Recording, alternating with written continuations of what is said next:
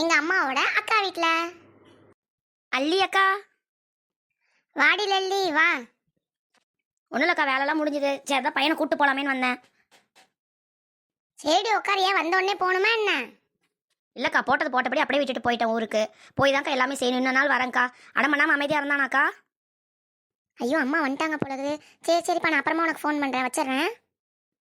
அதெல்லாம் நல்லா இருந்தாண்டி, சொன்ன பேச்சு கேட்டு அமைதியாக இருந்தான். இரு அவனை கூப்பிட்றேன். டேய் ரமேஷ், இவர் அம்மா வந்திருக்காங்க. இந்த வந்துட்டேன் பெரியம்மா.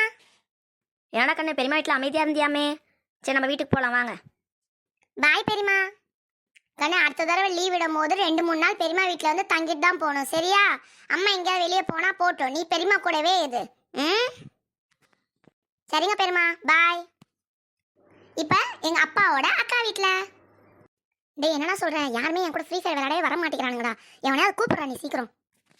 டேய் மெதுவாக பேசுடா. எப்போ தான் உன் அப்பா வந்து தொலைவானன்னு தெரியல. அக்கா. சரிடா, நான் அப்புறமா கூப்பிட்றேன்டா, வைடா. வாடா தம்பி. டேய் ரமேஷ், போலாமாடா வீட்டுக்கு? போலாம்ப்பா. என்னக்கா அமைதியா இருந்தா? நான் சொன்ன பேச்செல்லாம் கேட்டானா? எங்கேருந்து சொன்ன பேச்சு கேட்குறான்? ஒரு வேலையும் செய்யல, இடத்த விட்டு நவுர்ல. பொழுதுனிக்கும் ஃபோன் தான்டா. ஏதோ வெட்டுறாங்கிறான், குத்துறாங்கிறான், நடுவில் யார்ட்டையோ ஃபோனை பேசுகிறான். ஒரு பொண்ணுகிட்ட கூட பேசுனான்னு பார்த்துக்க. கொஞ்சம் பார்த்து வீட்டில் போய் தட்டி வைடா. இப்படியே விட்டா நம்மளை மீறி போயிடுவானுங்க பசங்க. பார்த்துக்க, சரியா?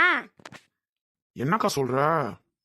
ஏண்டா முளைச்சி 3 இலை விடல, பொழுதுனிக்கு போன்லயே பேசிட்டு இருக்கியா? வாடா, உன வீட்டுக்கு வா, நான் பேசிக்கிறேன் வா. டேய் மறந்துடாதடா, கம்பு எடுத்து முட்டி முட்டியாக தட்டு. அப்போ தான் நம்ம கண்ட்ரோலில் இருப்பாங்க. ஏன்னா நம்ம சொன்ன பேச்சே கேட்க மாட்டானுங்க. சரிடா ரமேஷ், வீட்டுக்கு போயிட்டு மறுபடியும் அடுத்த வாரம் லீவ் விடும் போது அத்தை வீட்டுக்கு வா.